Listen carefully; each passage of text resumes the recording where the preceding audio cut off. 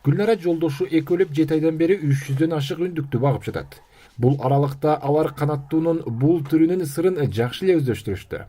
Бул изоляторный да, атайын кальций жетишпей, буттары тайтыйып калганда ушундай буларды отдельно бөлүп коебуз да, анткени булар мажүрөөрөөк болуп калат, беркилер тебелеп кетишет да. Ошол себептен буларды отдельно бөлүп коебуз. Биз негизи аптекадан алып эле кальцийларды беребиз, жанакы киши адам ичип аткан эле суставтарга ылайыктуу кальцийлардан беребиз да. Эт багытындагы үндүктөрдү багууну бул жаш бүлөгө туугандары сунуштаган. Аймакта буга чейин мындай көп сандагы канаттуу баккандар жок болгондуктан аларды алгач бир аз кооптонуп пайда болгон экен. Бирок тобокелге барып жумурткадан чыкканына бир күн болгон 350 балапанды алып келип бага баштаган. Эми башында бир аз болду, андан кийин уже алып келип алгандан кийин уже анын баарын унутуп эле уже багыш керек болуп калды. Багып аракет кылып ошо жакшы буюрса. Ушулар менен элекпиз.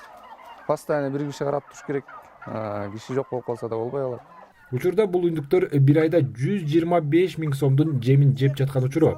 Балапандарды сатып алган учурдан тарта 7 айда кеткен чыгымдын эсеби 1 миллион сомду чапчыды. Бирок азыр ар бир үндүк 20 килден ашык салмак берип, 1 килограмм этти 400 сомдон сатыла баштады. Негизи биякта шаарга көбүнчө азыр Бишкекке сурап атышат айлыкка депчи. Айлыкка көп-көптөн сурашат, бирок бизге деле ошол выгодныйда баягы көп сатабыз, кайра ошондо бир акча чогулуп калат дегендей бир-бирден саткандан көрө, мисалы көп саткан бизге выгодныйраак. А так азыр бияктан бирден экиден алып кетип атышат.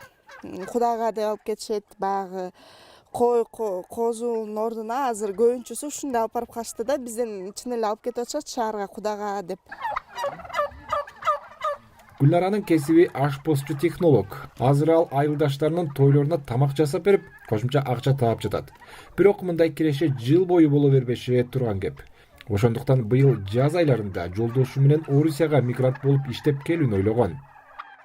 Россияга ошо Норильскке байкелерибиз бар болчу, ошол жака кетмекпиз. Анан ошондон себеп болуп атамдар багып көрбөйсүңөрбү, аяктан тапкан акчаны деле бияктан тапса болот деп ойлонуп көрсөк, чын эле эки балабызды таштап, ал кезде эки балабыз болчу. Колубузга багып, ушул деме жеткенден кийин кетпей калганыбызга деле шүгүр дейбиз да. Гүлнара менен Каныбек 6 жыл мурда баш кошуп 3 балалы болушкан. Гүлнара учурунда өзү жетпеген ийгиликтерге балдарым жетсе экен деп тилек кылып жүрөт. Мисалы азыркы убакта биз ойлойбуз да, тил жагында аябай окутуш керек экен. Бала акыран ошол жака мисалы каражат керек. Эми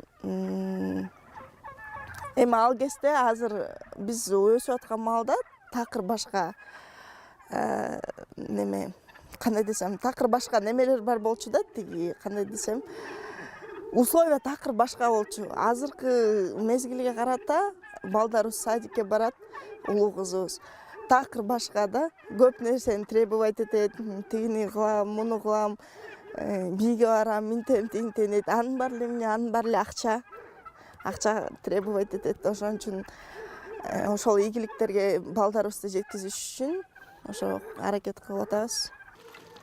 Жаш үй бүлө үндүктөрүбүздү быйыл түгөл сатып алсак, кийинки жылдары чарбаны мындан да кеңейтип, кошумча иш орундарын түзсөк деген ынтымактары бар. Мирлан Кадыров, Азаттык.